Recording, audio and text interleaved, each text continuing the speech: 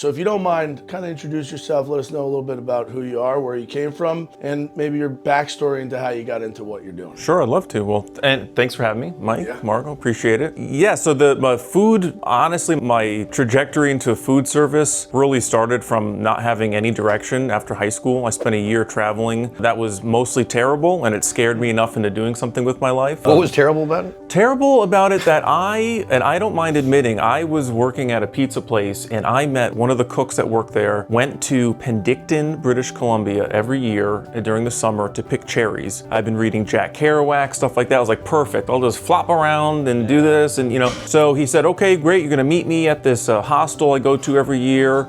And I got on This is a horror movie in the making. Oh yes, I got on a Greyhound and I spent 3 days without changing my clothes traveling across country up to British Columbia. I got off the bus there, it was the morning, I walked the hostel and it was no longer in business. There's no cell phones, there's no local internet. And that chef's outside with 5 of his friends waiting for him. And it's a small town on the water, it's beautiful. I mean, it's beautiful, but there was absolutely nobody around, no payphone. I just sat on the sidewalk trying to think like, what am I do? And some guy walked by and he was like, what are you doing? And I said, oh, I'm traveling here, but he goes, I pick cherries every summer. Here's the horror story. He goes, I pick cherries every summer. He goes, you come stay with me and my kids and then we'll get you set up. And so I went with him to his house. I basically had no other options. And I met his kids, he made dinner. Over the course of a couple days that I was staying there, I got this feeling that he was gonna try to take advantage of me in some way. Yeah. The first morning I woke up to him watching me sleep. Oh no. And that's not usually a good sign. Yeah. Yeah, so We're deep in it already. Yep, This is good. I wasn't really sure what to do.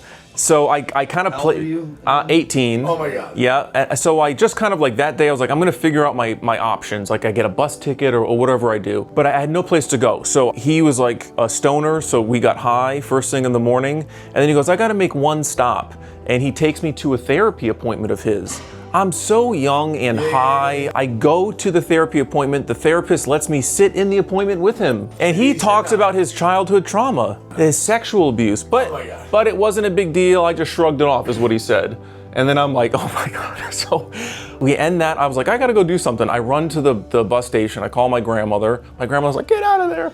So I do. He meets me at the bus station. He jacks me up against the side of the bus. He's like, I need some money. He just wanted money. And I was like, I don't have any money. Yeah. And I just got on the bus and so that was enough to this lifestyle doesn't work for me. So you never got to pick a cherry? Never got to pick a cherry.